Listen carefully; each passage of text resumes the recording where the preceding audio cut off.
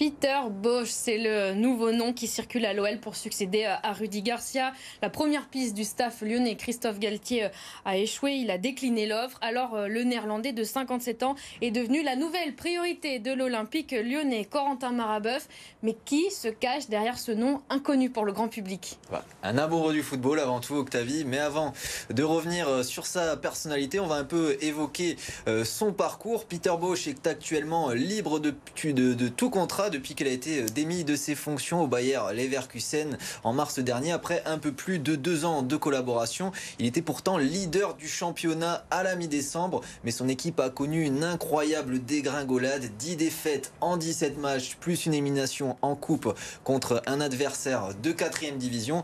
Avant ça, Peter Bosz était passé par Dortmund, 6 mois, mais là encore démis de ses fonctions pour une série de mauvais résultats, et c'est finalement à l'Ajax Amsterdam, dans son pays, qu'il a laissé la plus grosse trace, notamment avec une épopée jusqu'en finale de la Ligue Europa en 2017, une épopée durant laquelle il avait éliminé, on s'en souvient, l'OL en demi-finale. Alors quoi qu'il en soit, partout où il est passé, Peter Bosz a tenté de mettre en place les mêmes principes de jeu, un football offensif, de possession, avec un bloc haut qui récupère le ballon au bout de 5 secondes. Il n'hésite pas non plus à faire confiance aux jeunes, ça tombe bien, il y en a beaucoup à l'OL. Et il y a quelques années, voilà ce que disait l'entraîneur à propos de sa vision du foot: mon approche est un football offensif avec une défense compacte. Avec ce style de jeu, je veux divertir les fans dans le stade. Quand je rentre à la maison, je dois me dire wow, c'était excitant. Et un petit point qui a son importance tout de même pour Jean-Michel Aulas surtout, Peter Bosz parle français puisqu'il a joué à Toulon durant sa carrière de joueur. Donc on l'a compris, une piste importante pour le staff lyonnais.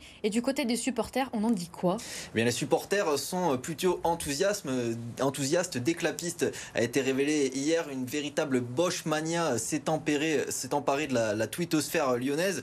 Petite sélection non exhaustive. Bosz est resté une saison à l'Ajax, mais il a laissé un souvenir impérissable. C'est la meilleure chose qui puisse arriver à l'OL, dit un tweetos.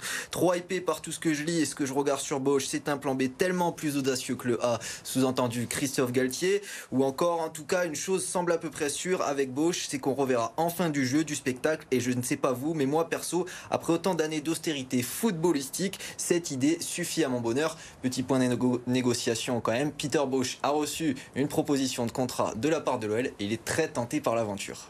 Mais rien n'est fait. Pour l'instant, on reste attentif. Merci Corentin pour toutes ces précisions.